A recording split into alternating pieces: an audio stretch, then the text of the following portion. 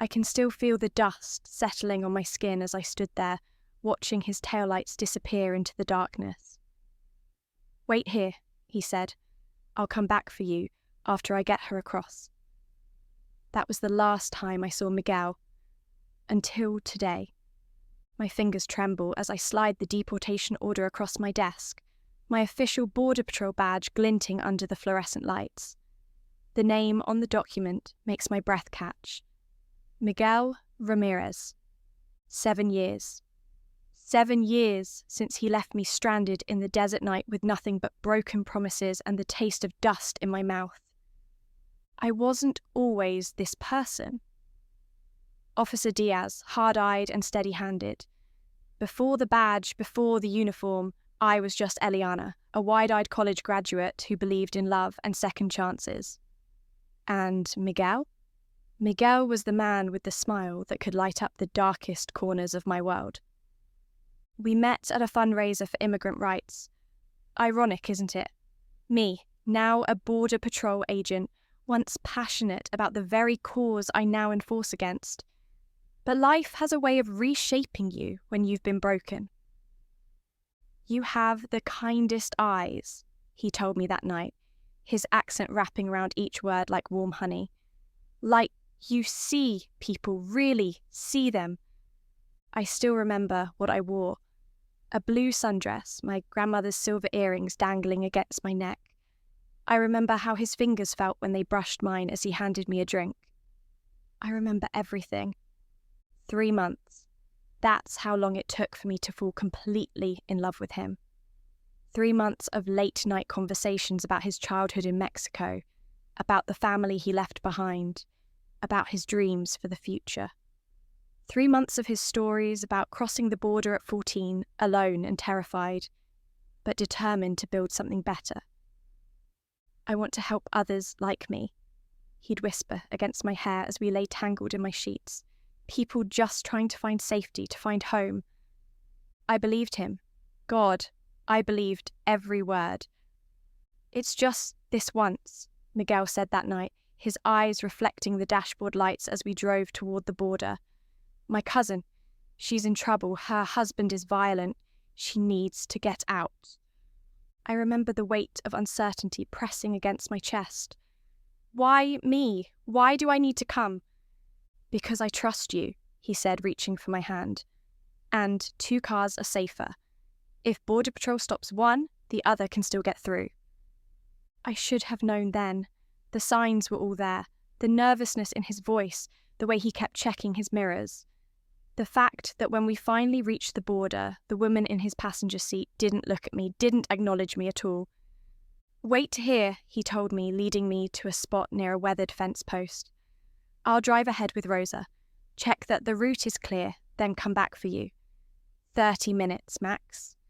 I nodded, pulled my jacket tighter against the desert chill. "Be careful." His kiss tasted like goodbye, but I was too naive to recognize it. 30 minutes became an hour became 2. My calls went straight to voicemail. The desert night grew colder, the shadows longer. I huddled against that fence post, telling myself there was an explanation, that he'd been delayed, that he was coming back. By dawn, the truth had settled into my bones along with the cold. Miguel wasn't coming back. I walked 10 miles to the nearest gas station, my shoes filled with sand, my heart shattered into pieces too small to count. The attendant took one look at my tear-streaked face and called me a taxi without asking questions. I spent the next week in a daze, calling Miguel's number until it was disconnected, going to his apartment only to find it emptied, reaching out to mutual friends who suddenly knew nothing. He had vanished, taking pieces of me with him. And then the news broke. A woman's body found in the desert just miles from where I'd been standing that night. Rosa Garcia, 27, suspected victim of a border crossing gone wrong. Dehydration, they said. She never made it to safety. The article included a grainy photo. It wasn't Miguel's cousin, it wasn't anyone I'd ever seen him with before. Just another woman he'd lied about, another life he'd gambled with. I fell apart after that. dropped out of my master's program. Couldn't eat, couldn't sleep. My roommate found me one night curled on the bathroom floor, sobbing so hard I couldn't breathe. "He left me there," I kept saying. "He left me there and she died anyway." The guilt was crushing. If I'd reported him immediately, would Rosa still be alive? If I'd been smarter, less trusting, would things be different? The questions haunted me night after night. It was my therapist who finally helped me see the truth. "He used you, Eliana. You were a pawn in his game, not an accomplice." Those words became my lifeline, the first step toward rebuilding myself. 6 months after Miguel abandoned me, I saw a recruitment poster for Border Patrol.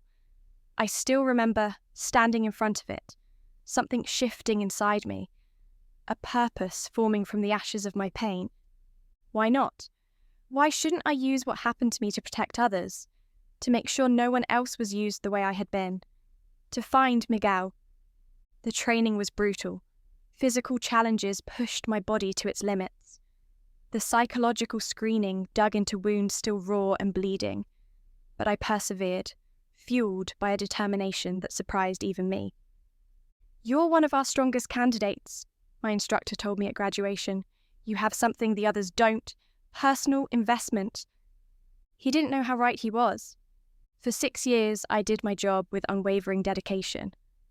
I treated migrants with humanity, recognizing the desperation that drove them to cross dangerous terrain.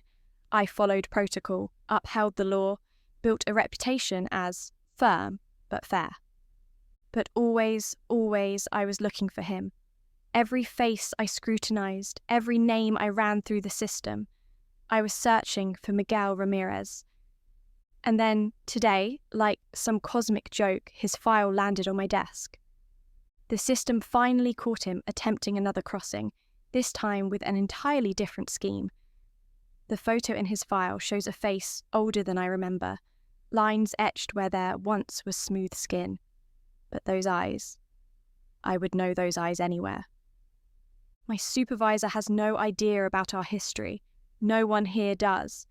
As far as they're concerned, I'm just doing my job, processing another deportation like the hundreds before. But as I sit here, staring at his name on the order, memories crash over me like waves. His laugh, the way he'd tuck my hair behind my ear, the promises he whispered against my skin in the dark. 7 years of searching, of wondering, of slowly rebuilding myself from the ground up. 7 years of carrying this weight. And now, the man who left me stranded at the border is about to be brought into my station.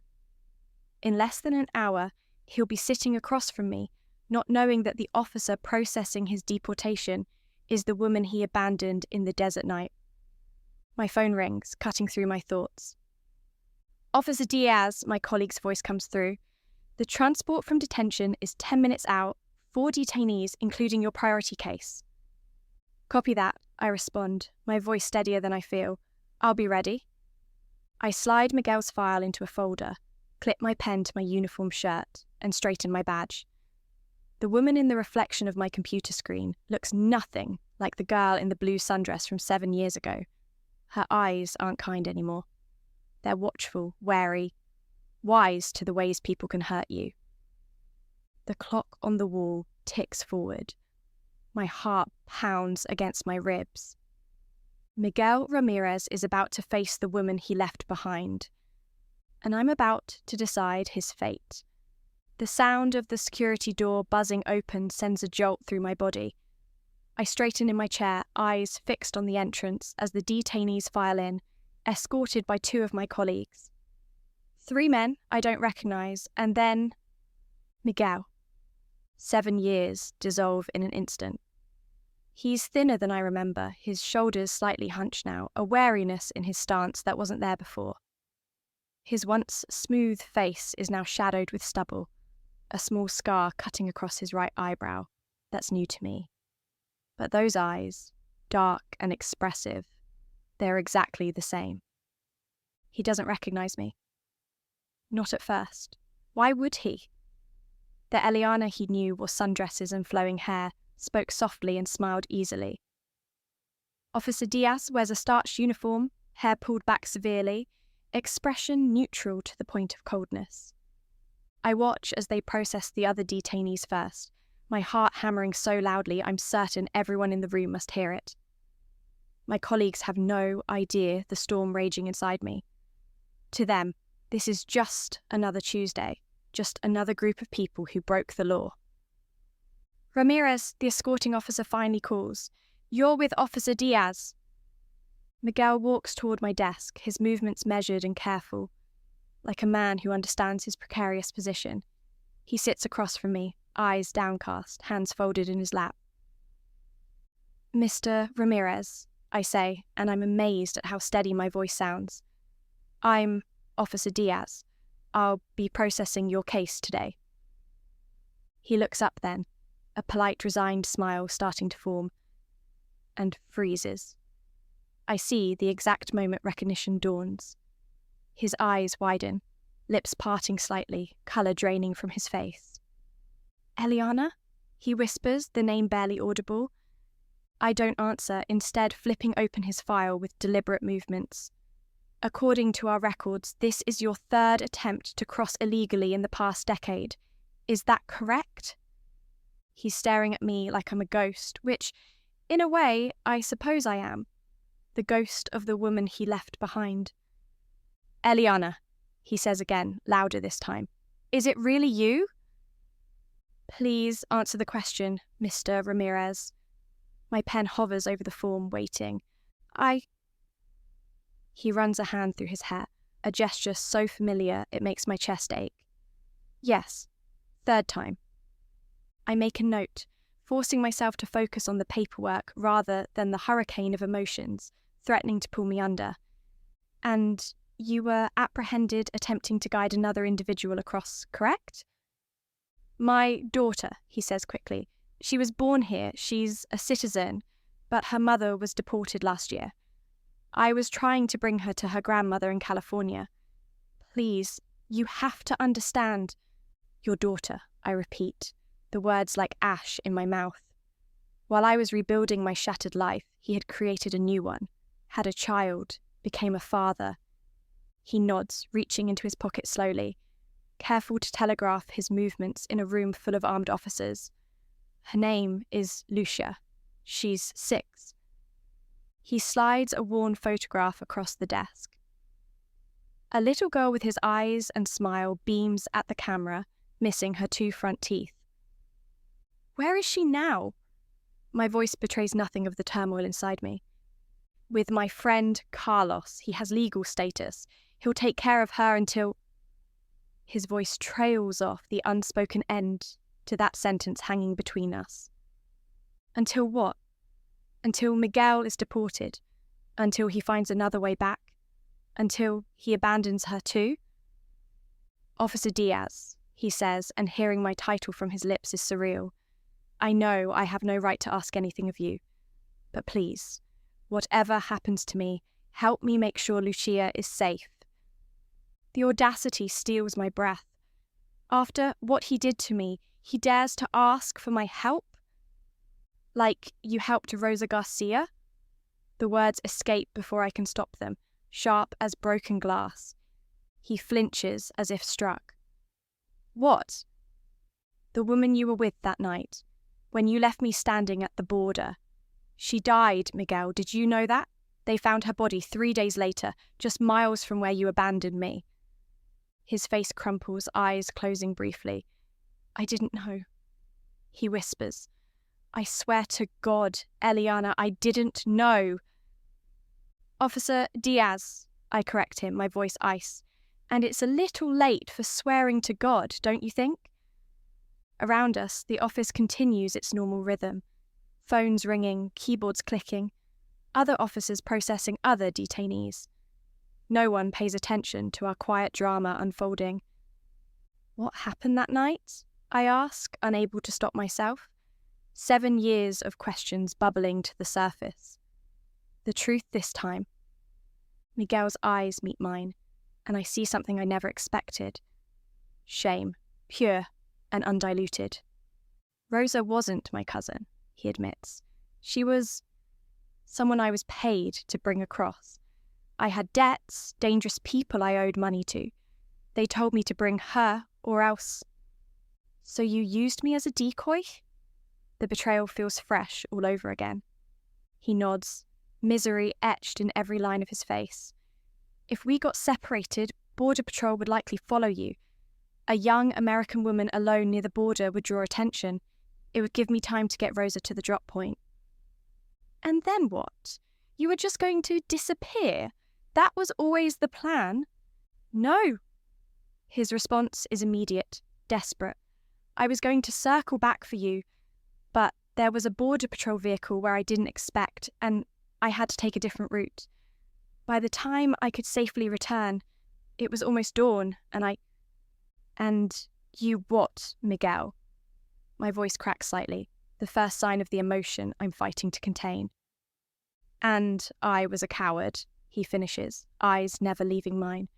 I convinced myself you'd have called someone by then, that you wouldn't still be waiting, that it was safer for both of us if I just disappeared.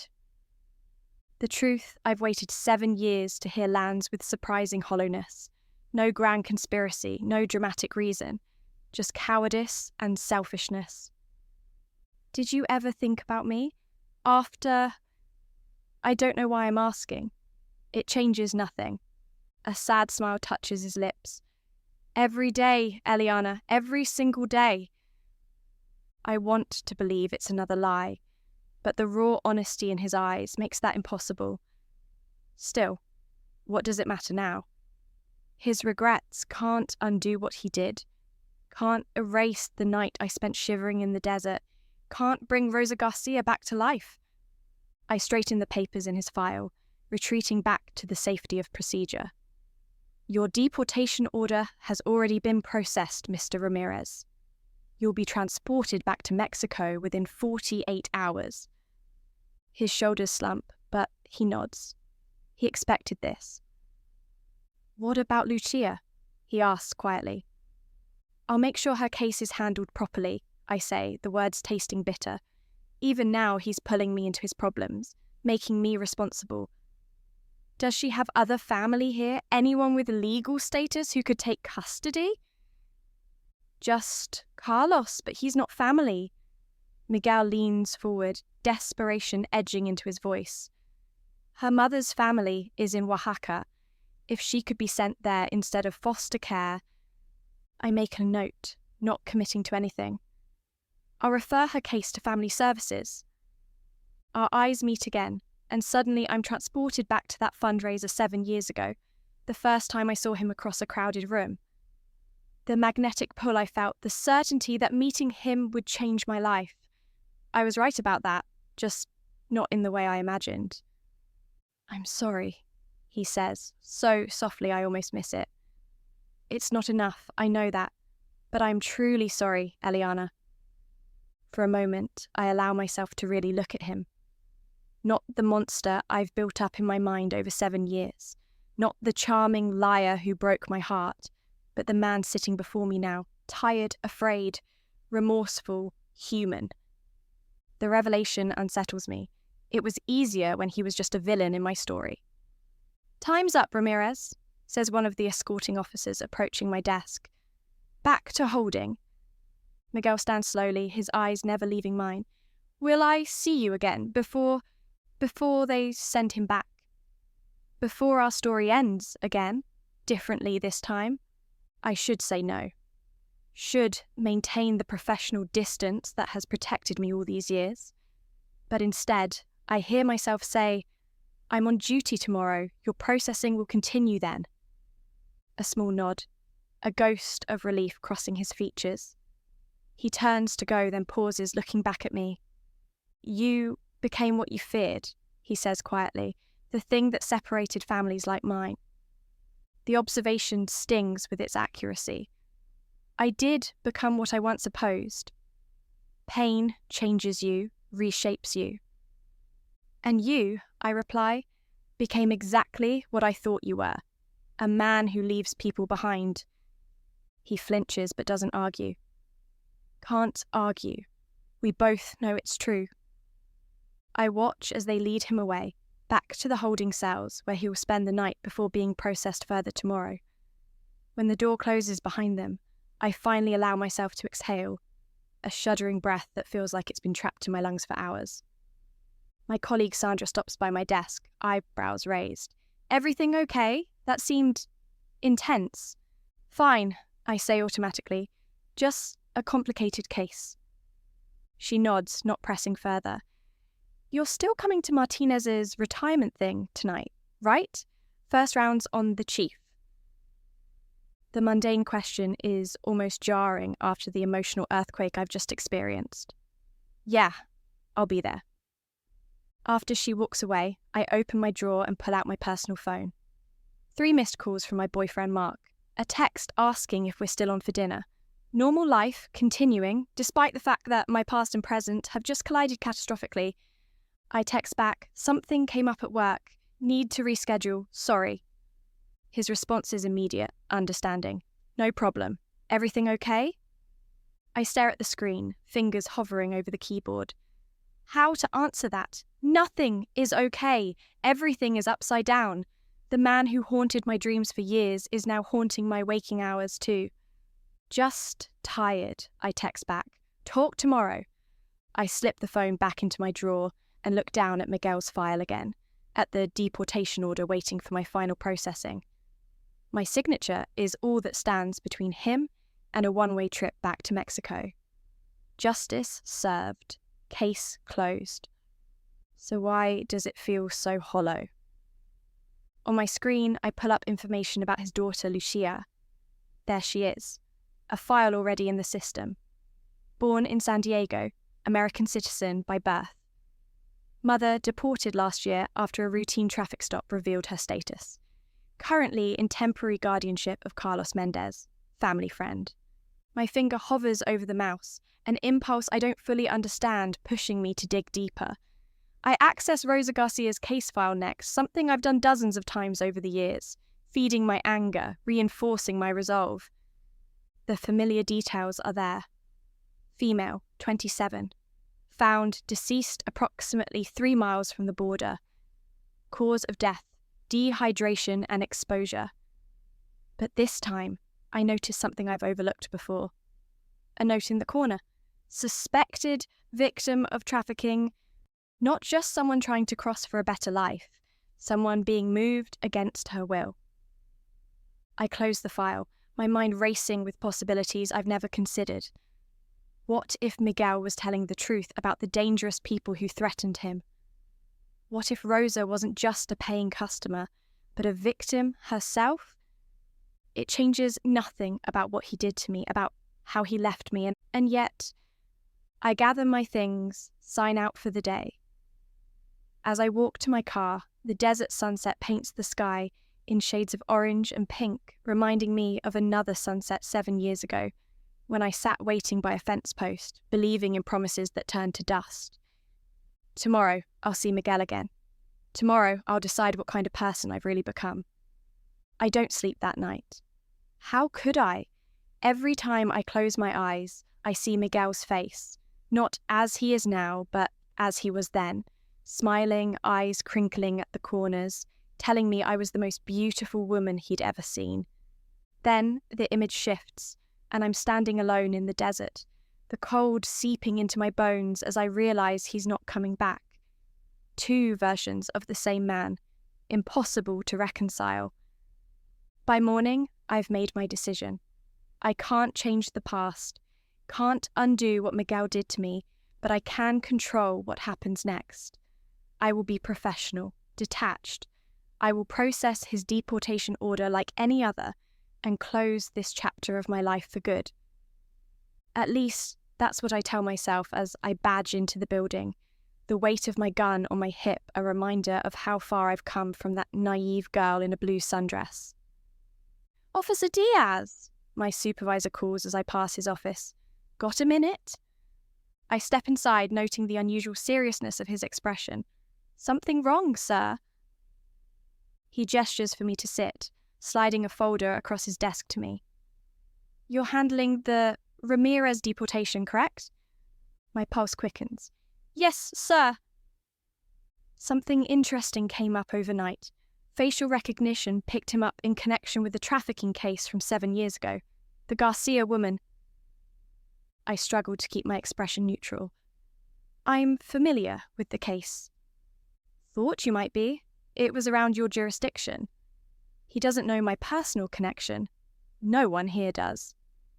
Here's the thing. FBI wants to talk to him before we ship him back.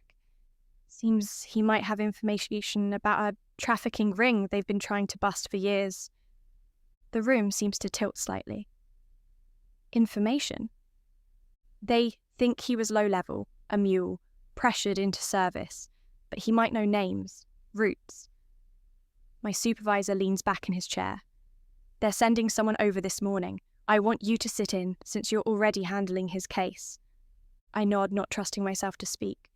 A trafficking ring, pressure. It aligns with what Miguel told me, but it could also be another lie, another manipulation. The thing is, my supervisor continues, if he cooperates, gives them something useful, the FBI might push for a deferred deportation, maybe even a path to legal status eventually. The unfairness of it hits me like a physical blow. After everything Miguel did, he might get to stay, might get rewarded. Is there a problem, Diaz? My supervisor's eyes narrow slightly. I force myself to shake my head. No, sir, no problem. Good. FBI will be here at 10. Have Ramirez ready. When I retrieve Miguel from holding, he looks half dead with exhaustion, shoulders slumped with the weight of his situation. Come with me, I say, not meeting his gaze as I lead him to the interview room. Where are we going? He asks, confusion evident in his voice. FBI wants to talk to you about Rosa Garcia and the people who hired you to transport her. His steps falter. FBI? I turn to face him then, searching his expression. This is your chance, Miguel. They might help you stay if you give them what they need. Fear darkens his eyes. These people, they have reach, long memories. So does the federal government, I counter, resuming our walk to the interview room. Inside, we wait in thick silence for the FBI agent to arrive. I stand by the door, arms crossed, while Miguel sits at the table, fidgeting with his hands.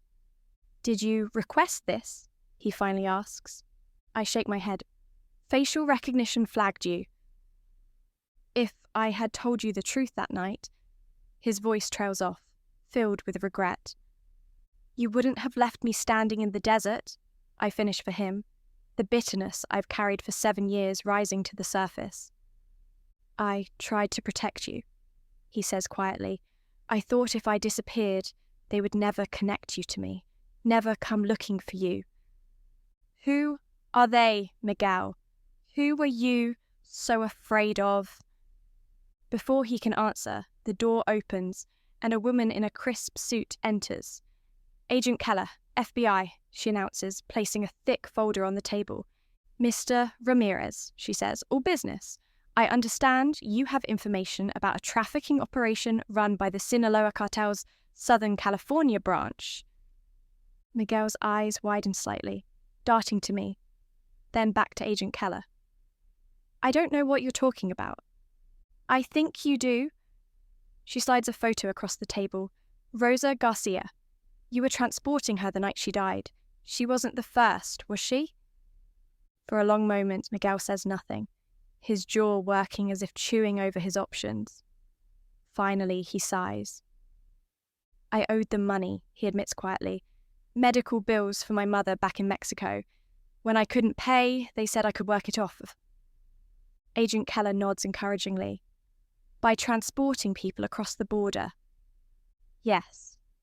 His voice is barely audible. Always women. Always alone. And Rosa Garcia? What happened that night?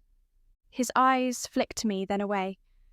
I was supposed to take her to a house in San Diego, but there was a complication. Miguel hesitates, clearly not wanting to implicate me. When we got to the border, I saw Border Patrol and panicked. By the time I got Rosa to the drop point, she was sick, dehydrated. And You left her there? Agent Keller's voice is sharp. Miguel shakes his head. I took her to the house like I was supposed to. She could barely walk. I told them she needed a doctor. His voice cracks. They said they'd take care of it. But they hadn't. They dumped her back in the desert to die. Mr. Ramirez, we need names, Agent Keller says. Locations. Everything you remember about this organization. Fear flashes across Miguel's face. They'll kill me. Or worse, they'll find Lucia. We can protect you, Agent Keller assures him. Both of you. But only if you help us. I watch as Miguel struggles with the decision, the same way I've been struggling with mine. Officer Diaz, he says suddenly, looking directly at me. Can I speak with you? Alone? Agent Keller frowns, but after my insistence, steps out into the hallway. When the door closes, Miguel leans forward, voice urgent. Eliana, if I do this, they won't just come after me. They'll come after anyone connected to me. The FBI can protect you, I repeat Agent Keller's assurance. Maybe, but what about you? His eyes are intense, worried. If they find out about our connection, about that night... I'm stunned into silence. After everything, he's worried about me? I've already ruined your life once, he continues. I can't do it again. The irony isn't lost on me. So what? You're protecting me now? A little late for that, don't you think? I know. He runs a hand over his face. I know it's too late for a lot of things, but please believe that I never wanted to hurt you. I want to stay angry, want to hold on to the pain that has defined me for so long. But something shifts inside me as I look at his fear-stricken face. You should tell Agent Keller everything, I say finally. Not for me, not even for yourself. For Lucia. Hope flickers across his face. You think they'll really let me stay? I don't know, I answer honestly, but I won't stand in your way. It's as close to forgiveness as I can manage right now. I open the door, signalling for Agent Keller to return. As I prepare to leave, Miguel calls after me. Eliana. He stops, corrects himself. Officer Diaz. Thank you. I nod once and exit, leaning against the wall outside, breathing deeply. Hours later, I'm at my desk when my phone buzzes. An unknown number. It's Carlos, Miguel's friend. He asked me to contact you. He's being moved tonight. Wanted you to know Lucia is asking about you.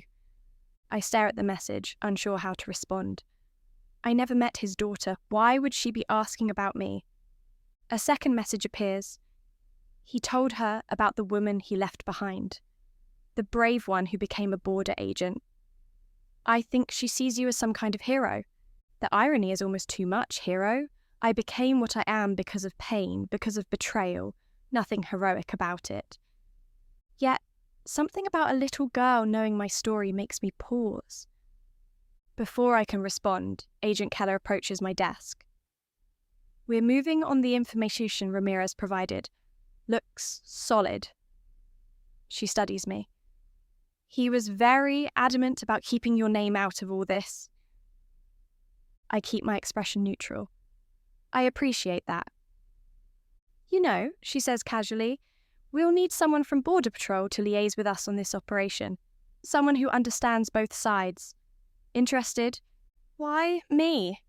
She smiles slightly. Just a hunch that you're the right person for this. After she leaves, I sit staring at Miguel's deportation order, pen hovering over the signature line. 7 years I've waited for this moment, dreamed of it, shaped my entire life around it. I press the stamp to the paper. Deferred. 3 months later, I stand outside a small house in a quiet San Diego suburb. The garden is well kept, flower boxes overflowing with bright blooms. I check the address again, steeling myself. The door opens before I can knock. Miguel stands there, surprise washing over his face. Eliana?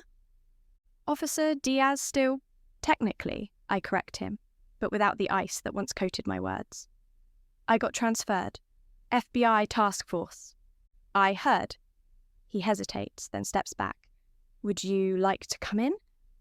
The house is modest but warm. Photos on the wall show a smiling Lucia in various stages of childhood. A woman's touch is evident in the decorations. You're with someone? I ask, gesturing to a clearly feminine scarf draped over a chair. Carlos's sister, Maria.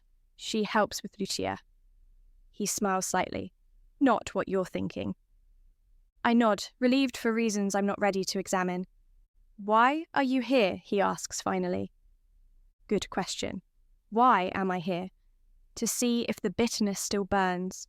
To confirm he's keeping his end of the deal with the FBI.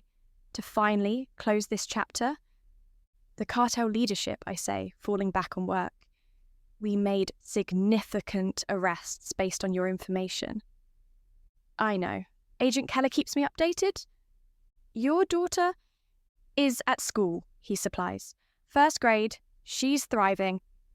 Silence stretches between us, filled with 7 years of might-have-beens. I still have nightmares, I admit suddenly, about that night, about waiting for you. Pain flashes across his face. I'm sorry. I know you are. I look around at the life he's building. You're getting a second chance, Miguel. Most people don't. What about you? He asks quietly. Have you found peace?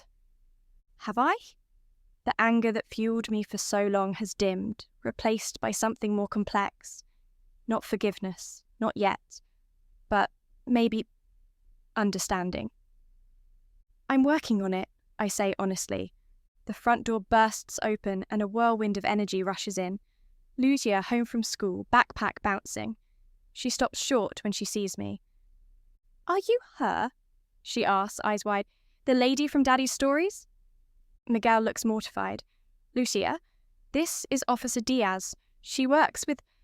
You're the one who waited by the fence, Lucia continues, undeterred. The one who never gave up. I feel something crack inside me, the last shard of ice around my heart. Yes, I say softly. I guess I am. Lucia beams, gap-toothed and guileless. Daddy says you're the bravest person he's ever known. I look at Miguel, who can't meet my eyes. Does he now? Will you stay for dinner? Lucia asks. Daddy makes the best enchiladas on Tuesdays. I should say no.